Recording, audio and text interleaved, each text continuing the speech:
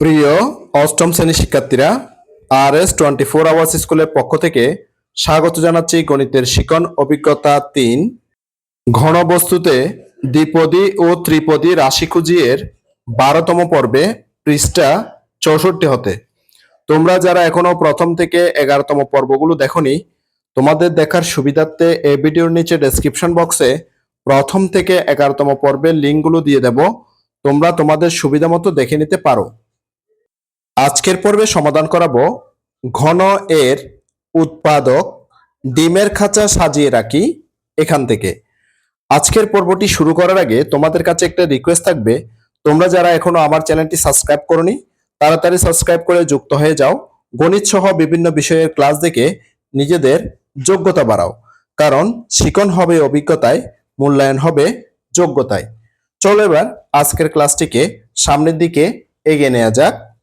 ঘন এর উৎপাদক ডিমের খাঁচা সাজিয়ে রাখি। জামাল চাচার একটি দোকান আছে, সেখানে তিনি ডিম বিক্রি করেন। তার 3 ফুট গুণ 3 ফুট গুণ 3 ফুট, এটা লেখা আছে 3 ফুট ঘন আকৃতির একটি ডিমের খাঁচা আছে, যেখানে তিনি ডিমের বাক্সগুলো সাজিয়ে রাখেন। যদি ডিমের বাক্সগুলোর প্রতিটির আকার 1 ফুট গুণ 1 ফুট গুণ 6 ইঞ্চি হয়, তবে জামাল চাচা তার খাঁচাটি পূর্ণ করে বাক্সগুলো রাখতে পারবেন, কারণ 1 ফুট গুণ 1 ফুট গুণ 6 ইঞ্চি আকারটি 3 ফুট গুণ 3 ফুট গুণ 3 ফুট এর একটি উৎপাদক। এখানে লক্ষ্য করো, 1 ফুট 3 ফুট এর একটি উৎপাদক এবং 6 ইঞ্চি 3 ফুট গুণ 12 ইঞ্চি, মানে 3 গুণ 12 ইঞ্চি ইকুয়াল 36 ইঞ্চি এর একটি উৎপাদক। অর্থাৎ 6 ইঞ্চিটা হচ্ছে 3 গুণ 12 ইঞ্চি, অর্থাৎ 36 ইঞ্চি এর একটি উৎপাদক। এবার বলতো, জামাল চাচা তার ডিমের খাঁচাটি পূর্ণ করে কতগুলো 1 ফুট গুণ 1 ফুট গুণ 6 ইঞ্চি আকারের বাক্স রাখতে পারবেন?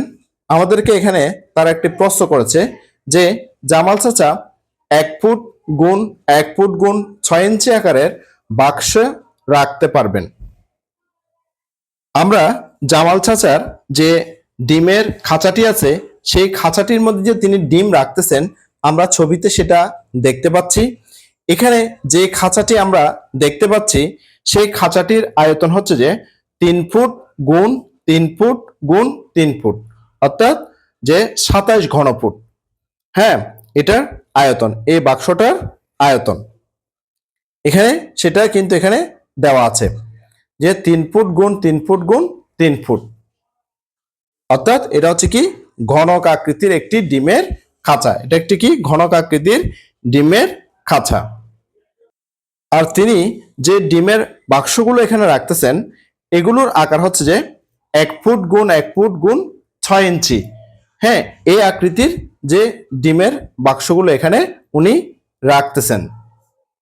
তাহলে আমাদেরকে প্রশ্ন করা হয়েছে যে আকৃতির যে বাক্সগুলো তিনি খাঁচার মধ্যে রাখতেছেন, এই আকৃতির যে বাক্সগুলো তিনি কয়টি বাক্স, হ্যাঁ কয়টি বাক্স তিনি এখানে রাখতে পারবেন, অর্থাৎ এই খাঁচাটার মধ্যে এভাবে করে তিনি কয়টি বাক্স সাজিয়ে রাখতে পারবেন, সেই প্রশ্নটা আমাদেরকে করছে। প্রিয় শিক্ষার্থীরা, আমি সেই প্রশ্নের উত্তরটা তোমাদের জন্য খাতায় লিখে দেখাচ্ছি।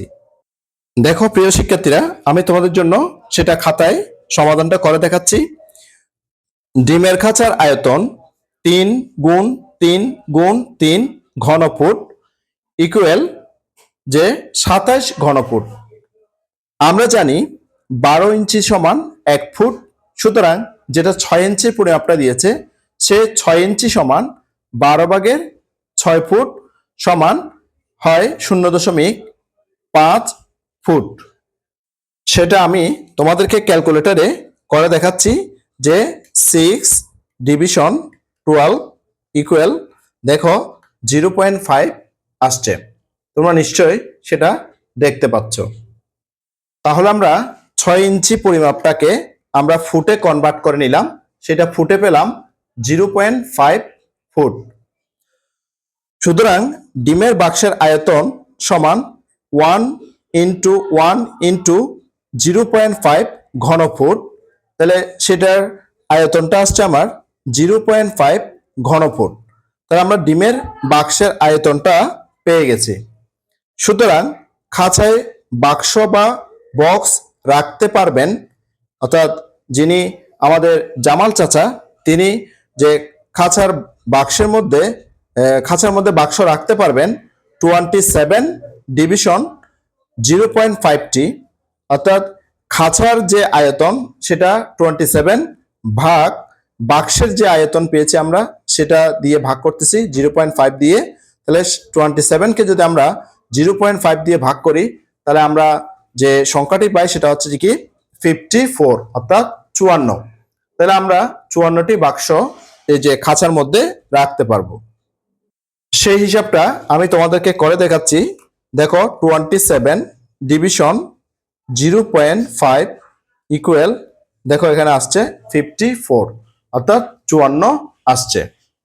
তাহলে এবার আমরা উত্তর হিসেবে লিখতে পারি, অতএব জামাল চাচা তার ডিমের খাঁচাটি পূর্ণ করে 54টি 1 ফুট ইন্টু 1 ফুট ইন্টু 6 ইঞ্চি আকারের বাক্স রাখতে পারবেন, অর্থাৎ তিনি 54টি ডিমের বাক্স যে তার খাঁচার মধ্যে রাখতে পারবেন। আশা করছি তোমরা খুব ভালো মতো বুঝে গিয়েছো। তোমরা বুঝছো কিনা সেটা অবশ্যই আমাকে কমেন্ট বক্সে জানাবে। যদি বুঝে থাকো অবশ্যই একটা লাইক দিবে। চলো এবার আরো সামনের দিকে আগানো যাক। আমরা এখন একক কাজ করব। আমরা এখানে একক কাজ দেখতে পাচ্ছি, আমাদের জন্য দুইটা একক কাজ আছে। আমরা যে এতক্ষণ পর্যন্ত জামাল চাচার যে দোকানের ডিমের খাঁচার মধ্যে যে ডিমের বাক্স রাখতে পারবেন সেই সংখ্যাটা বের করেছি, এবার আমরা সেই জামাল চাচার ডিমের আরো কিছু একক কাজ করব। একক কাজ 1, জামাল চাচার ডিমের বাক্সগুলোর আকার 1 ফুট গুণ 1 ফুট গুণ 4 ইঞ্চি হলে সে তার ডিমের খাঁচাটি পূর্ণ করে কতগুলো বাক্স রাখতে পারবেন? সেটার প্রশ্নটার উত্তর আমি তোমাদের জন্য দিচ্ছি।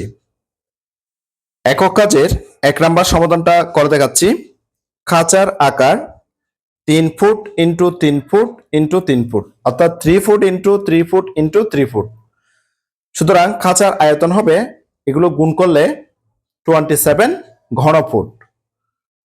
বাক্সের বা বক্সের আকার 1 ফুট গুণ 1 ফুট গুণ 4 ইঞ্চি ইকুয়াল 1 ফুট গুণ 1 ফুট গুণ, আমরা 4 ইঞ্চিটাকে যে ফুটে কনভার্ট করে নিচ্ছি, 12/4 ইঞ্চি,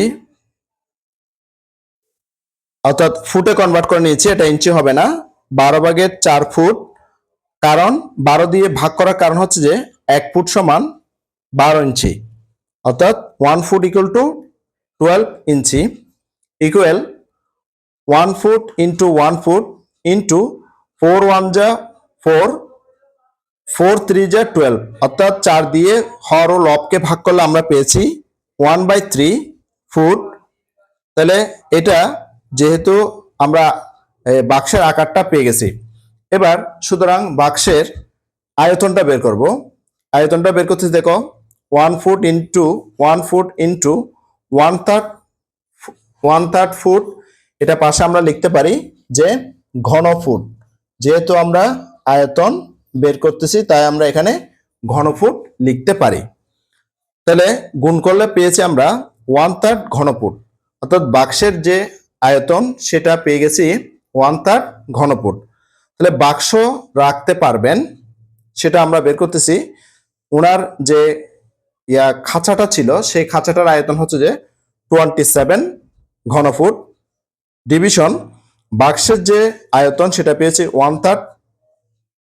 তাহলে 27কে আমরা 1/3 দিয়ে ভাগ করতেছি ইকুয়াল 27 ভাগ চিহ্ন গুণ চিহ্ন হয়ে পরের যে ভগ্নাংশ থাকে সেটা আমরা বিপরীতকরণ করে নিয়েছি, অর্থাৎ হরকে লবে কনভার্ট করছি আর লবকে হরে নিয়ে আসছি, তাহলে 3/1 হয়েছে। এবার 1 দিয়ে যদি আমরা 27 কে ভাগ করে 27 পাবো, 27 কে যদি আমরা 3 দিয়ে গুণ করি তাহলে পাবো 81। তাহলে আমরা পেয়ে গেছি যে আমরা এখানে বাক্স রাখতে পারবো 81টি। 81 হচ্ছে আমাদের আনসার। এবার 2 নাম্বার একক কাজটি আমরা সমাধান করব। 2 নাম্বার একক কাজে বলা হয়েছে যে জামাল চাচার ডিমের বাক্সগুলোর আকার যদি 1 ফুট ইন্টু 1 ফুট ইন্টু 5 ইঞ্চি হলে তিনি কি তার ডিমের বাক্সটি পূর্ণ করে রাখতে পারবেন? ক নম্বরে বলা হয়েছে যদি বাক্সটি পূর্ণ করে রাখতে পারে তবে খাঁচাটি পূর্ণ করে যদি খাঁচাটি পূর্ণ করে রাখতে পারে তবে খাঁচাটি পূর্ণ করে কতগুলো বাক্স রাখতে পারবেন? এটার উত্তর আমি তোমাদের জন্য লিখে দেখাচ্ছি। 2 নাম্বার একক কাজের ক নাম্বার প্রশ্নটার উত্তর আমি তোমাদের জন্য লিখে দেখাচ্ছি। বাক্সের সংখ্যা ইকুয়াল যে উপরে খাঁচার আয়তন লিখেছি আমি 3 foot into 3 foot into 3 foot, আর নিচে লিখেছি বাক্সের আয়তন। বাক্সটার এখন পরিমাপ দিয়েছে 1 foot into 1 foot into 5 inch, তাহলে 5 ইঞ্চি লিখেছি। ইকুয়াল এই যে এখানে ফুট আছে 3 ফুট, সেটাকে 12 দিয়ে গুণ করে 3 12 36 ইঞ্চিতে কনভার্ট করে নিয়েছি। ঠিক এটাকেও 12 দিয়ে গুণ করে 3 12 36 ইঞ্চিতে কনভার্ট করে নিয়েছি। এটাকেও 12 দিয়ে গুণ করে 3 12 36 ইঞ্চিতে কনভার্ট করে নিয়েছি। এখানে 1 ফুট সমান 12 ইঞ্চি কনভার্ট করছি, ইন্টু 1 ফুট সমান 12 ইঞ্চিতে কনভার্ট করছি। এরপরে এখানে কিন্তু ইন্টু 5 ইঞ্চি রয়েছে, অর্থাৎ এখানে ইঞ্চি থাকার কারণে আমি সবগুলোকে ইঞ্চিতে কনভার্ট করে নিয়েছি এবং পাশে লিখে দিয়েছি যে 12 ইঞ্চি সমান 1 ফুট। তখন উপরে এই যে 36 ইন্টু 36 ইন্টু 36 এটার গুণফলকে 12 ইন্টু 12 ইন্টু 5 দিয়ে ভাগ করলে আমরা ভাগফল পেয়েছি 64.80। তাহলে আমরা বাক্স রাখতে পারবো যে 64.80 বাক্স সেখানে রাখতে পারবো। এবার দেখো খাঁচাটি পূর্ণ করে রাখতে পারবেন না, কারণ খাঁচাটা তো পূর্ণ করে রাখা যাচ্ছে না, এখানে কিন্তু যে ভগ্নাংশে চলে আসছে, কারণ বাক্স তো কখনো যে ভেঙে রাখা যায় না, বাক্সটাকে তো কেটে রাখা যায় না। তাহলে আমরা সেজন্য লিখেছি খাঁচাটি পূর্ণ করে রাখতে পারবেন না, কারণ এখানে প্রাপ্ত বাক্সের সংখ্যা 64.8 যা পূর্ণ সংখ্যা নয়। ফলে 64টি বাক্স ঢুকানোর পর কিছু জায়গা ফাঁকা থাকবে, কিন্তু আর একটি বাক্সও ঢুকানো যাবে না।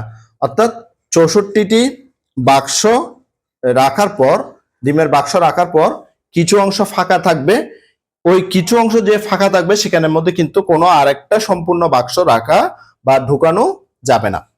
এটাই হচ্ছে যে উত্তর। এবার খ নাম্বার প্রশ্নটার সমাধান করব। যদি খাঁচাটি পূর্ণ করে রাখতে না পারে তবে কারণ কি? খাঁচাটির কত অংশ খালি থাকবে? অর্থাৎ খাঁচাটি যদি পূর্ণ করে রাখতে আমরা না পারি তার কারণটা কি, খাঁচাটির কত অংশ খালি থাকবে সেটা বের করতে বলা হয়েছে। দেখো এবার খ নাম্বার প্রশ্নের উত্তরটা দিচ্ছি আমি তোমাদের জন্য। খাঁচাটি পূর্ণ করে রাখতে না পারার কারণ হলো বাক্সের আকার 1 ফুট গুণ 1 ফুট গুণ 5 ইঞ্চি, যা ডিমের খাঁচার আকৃতি 3 ফুট গুণ 3 ফুট গুণ 3 ফুটের উৎপাদক নয়। অর্থাৎ খাঁচার যে আয়তন আছে বা খাঁচার যে আকৃতি আছে সে খাঁচার আকৃতির সাথে কিন্তু যে বাক্সের যে আকার সে আকারের যে ভাগ যাচ্ছে না, অর্থাৎ নিঃশেষে ভাগ যাচ্ছে না।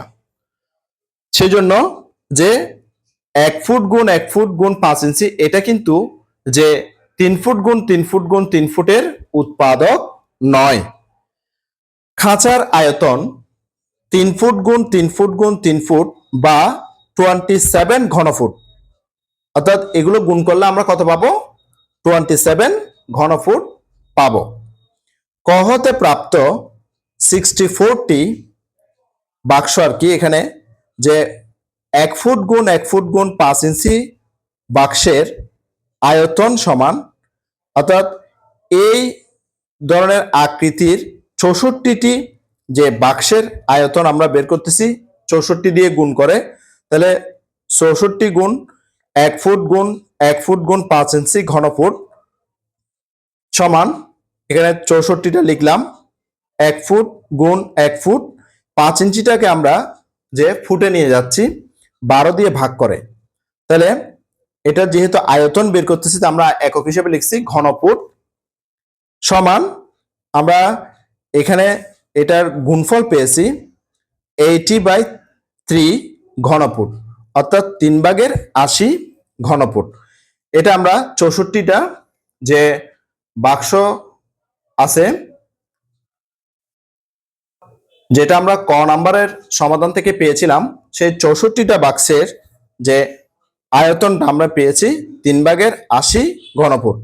সুতরাং খালি অংশের আয়তন আমাদের যে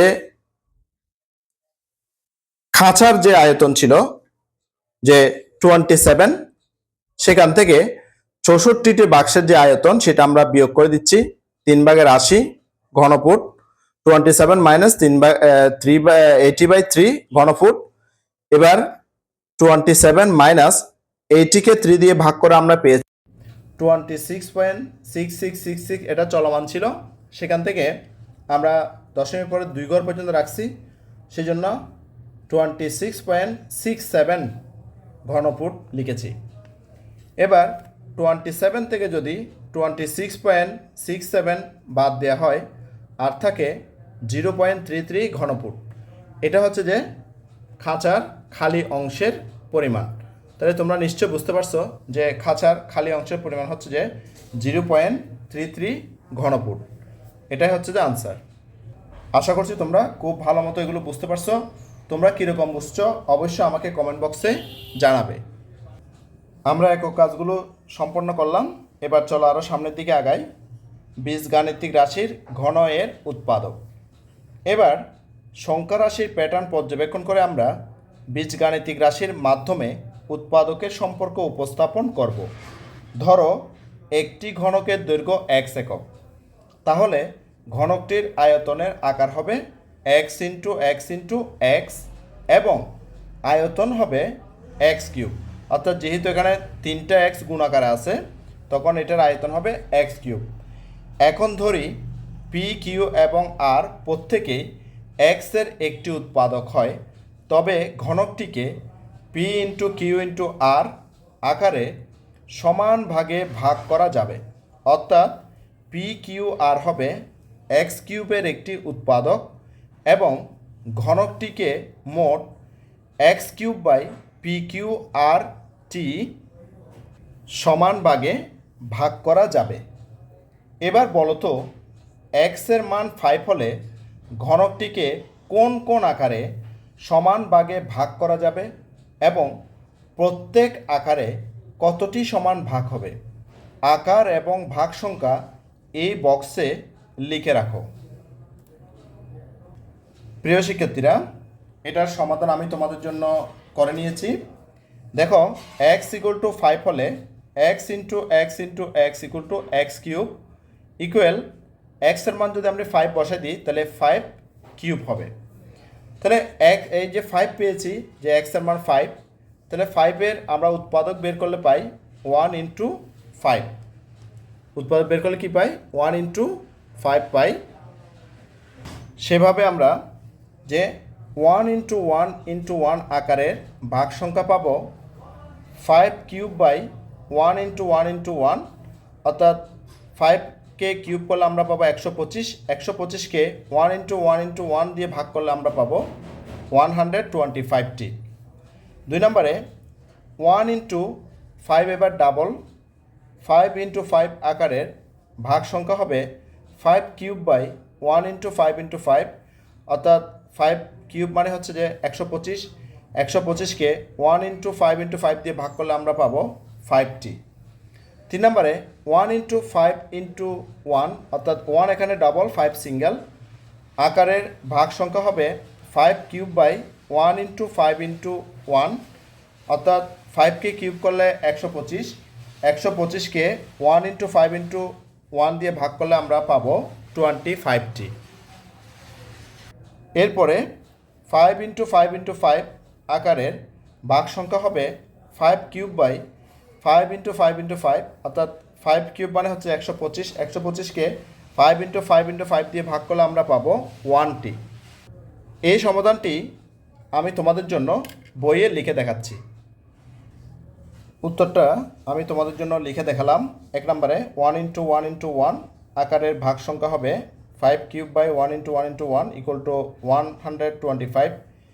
2 নম্বর 1 ইন্টু 5 ইন্টু 5 আকারে ভাগ সংখ্যা হবে 5 cube by 1 into 5 into 5 equal to 5। 3 number 1 into 5 into 1 আকারে ভাগ সংখ্যা হবে 5 cube by 1 into 5 into 1 equal to 25। 4 number 5 into 5 into 5 আকারের ভাগ সংখ্যা হবে 5 cube by 5 into 5 into 5 equal to 1। তাহলে তোমরা উত্তরটা পেয়ে গেলে। চলো এবার আরও সামনের দিকে আগাই। এখন ধরি একটি ঘনবস্তুর দৈর্ঘ্য, প্রস্থ এবং উচ্চতা যথাক্রমে এক্স, ওয়াই এবং জেড। তাহলে ঘনবস্তুটির আকার X into Y into Z. যদি পি, কিউ এবং আর যথাক্রমে এক্স, ওয়াই এবং জেডের একটি উৎপাদক হয়, তবে ঘনবস্তুটিকে পি ইন্টু কিউ ইন্টু আর আকারে সমান ভাগে ভাগ করা যাবে।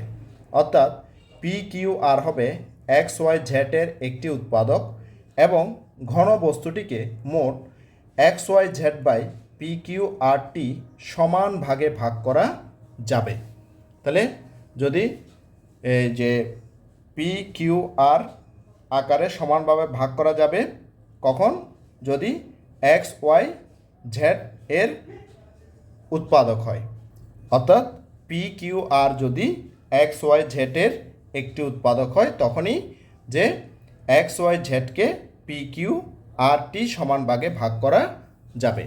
চলো এবার আরও সামনের দিকে আগাই। দ্বিপদী রাশির ঘন এর উৎপাদকে বিশ্লেষণ। কোনো একটি বীজগাণিতিক রাশিকে 1 এবং ওই রাশি ছাড়া অন্য কোনো রাশি দ্বারা ভাগ করা না গেলে ওই বীজগাণিতিক রাশিকে মৌলিক রাশি বলে। অর্থাৎ আমরা এটা একটা মৌলিক সংখ্যার মতোই। মৌলিক সংখ্যাকে কিন্তু আমরা 1 এবং সংখ্যাটি ছাড়া অন্য কোনো সংখ্যা দিয়ে কিন্তু ভাগ দিতে পারি না। ঠিক একইভাবে বীজগণিতের বেলায়ও কিন্তু কোনো রাশিকে ওই রাশিটি এবং 1 ছাড়া যদি কোনো রাশি দ্বারা ভাগ না যায় বা কোনো সংখ্যা দিয়ে ভাগ না যায়, তাহলে কিন্তু ওই রাশিটিকে আমরা মৌলিক রাশি বলবো। প্রত্যেকটি বীজগাণিতিক রাশিকে মৌলিক রাশির গুণফল হিসেবে লেখা যায়। তাহলে প্রত্যেকটি বীজগাণিতিক রাশিকে মৌলিক রাশির গুণফল হিসেবে লেখা যায়। কোনো বীজগাণিতিক রাশিকে মৌলিক রাশির গুণফল হিসেবে প্রকাশ করাকে উৎপাদকে বিশ্লেষণ বলে। তাহলে উৎপাদকে বিশ্লেষণ কাকে বলে? কোনো বীজগাণিতিক রাশিকে মৌলিক রাশির গুণফল হিসেবে প্রকাশ করাকে উৎপাদকে বিশ্লেষণ বলে এবং ওই মৌলিক রাশিগুলোকে ওই রাশির মৌলিক উৎপাদক বলে। তাহলে ওই মৌলিক রাশিগুলোকে ওই রাশির মৌলিক উৎপাদক বলে। একটি দ্বিপদী রাশির ঘনকে আমরা সহজে উৎপাদকে বিশ্লেষণ করতে পারি। যেমন এক্স প্লাস ওয়াই এর ঘনকে আমরা লিখতে পারি।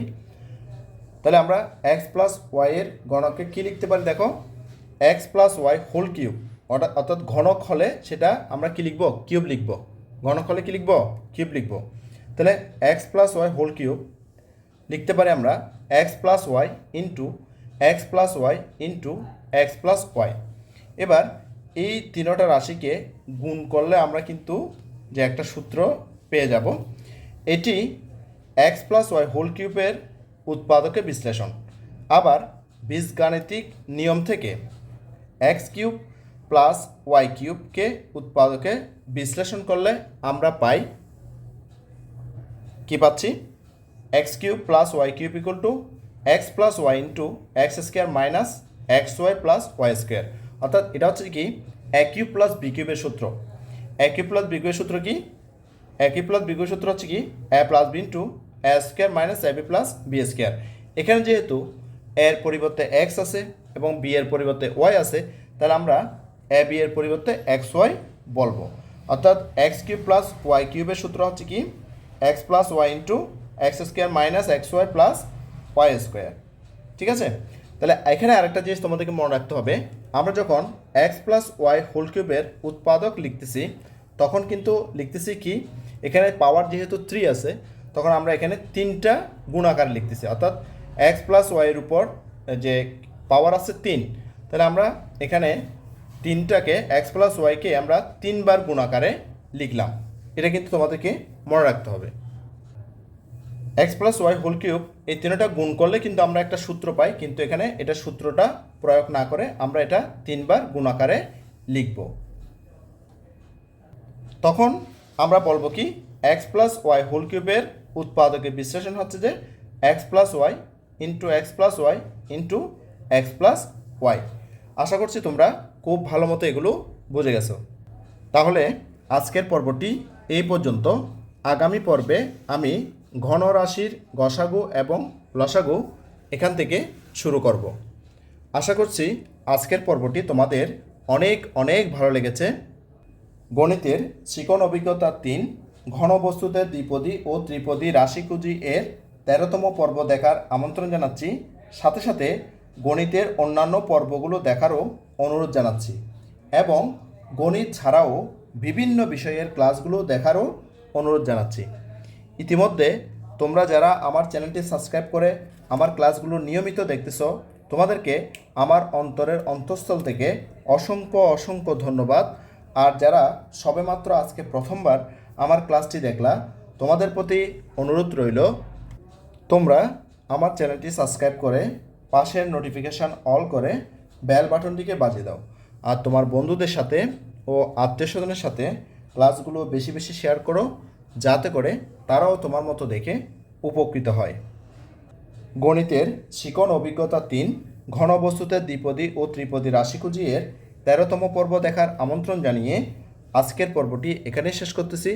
সবাই ভালো থাকবা, সুস্থ থাকবা, অবশ্যই নিরাপদে থাকবা। সবাইকে ধন্যবাদ।